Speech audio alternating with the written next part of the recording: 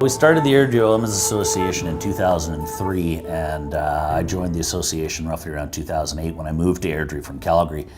About 2012, I got voted in as the president of the association, and at the time that I joined, the only real event that they had at the time was a golf tournament. Cody Thompson in our group had thrown a few ideas out on the table. One of those was a boxing match. We ended up actually, just the two of us, pretty well spearheading this for the first year.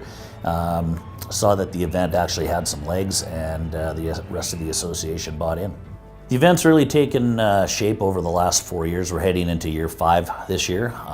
We started out the event with an oil versus the law angle.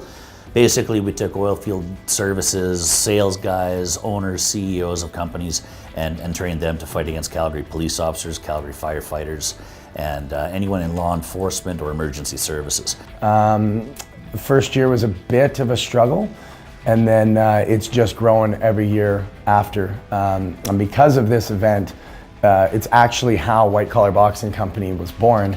While we were looking for fighters for the event, a lot of people said we don't really want to fight, we just want to train. And I figured out that there was probably a business that I would enjoy more if I was to create a gym that did that. Any company's mandate and any individual's mandate needs to really evaluate not only what you're doing for yourself, for the individuals and the community that you serve, but also for the people around you. If we can make an impact on the communities that we live in that can help the greater good and give back to people who aren't as fortunate to have everything that we have, that really should be at the forefront of everyone's mind. And when you have the ability to put together such a dynamic event that can generate a lot of money for charities, then it's not really a reason of why should somebody do that, it's why wouldn't you do it. This year's card.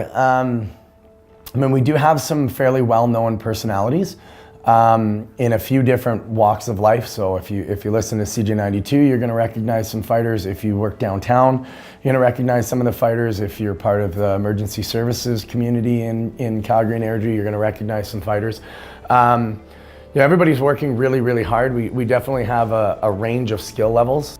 What really drives most of our participants that come to fight in the White Collar Boxing Night is really twofold. Number one, it's a really unique way to help raise money for charity, and it's a way that, you know, most of us feel really good if we have the ability to donate $500 or $1,000. I know I feel great when I can do that. There's a whole other level of what you feel when you can be part of an event that can generate 6 figures over a period of time to give back to charities. The other thing that motivates people is just the sheer fact that it's a bucket list item. If you talk to anybody, deep down, they all want to know what it would be like to be in a fight. What nobody wants to do is get into an uncontrolled fight or an uncontrolled situation. This is something where they get to come in, they can do it for 3 months, they can train, they can be matched properly against somebody who's at the same skill level, and then can be put into the controlled environment and know that they're doing something great for charity, that they're checking that bucket list off, and they can see if they actually have what it takes to take a punch and give a punch. This event's become one of the largest events in the corporate social calendar for the Calgary area here over the course of the past 4 years, just because of its pure excitement.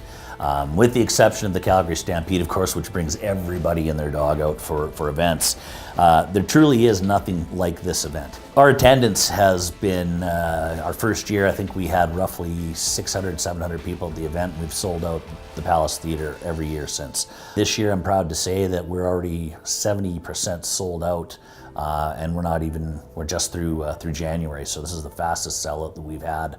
We're expecting to be completely sold out before the end of February.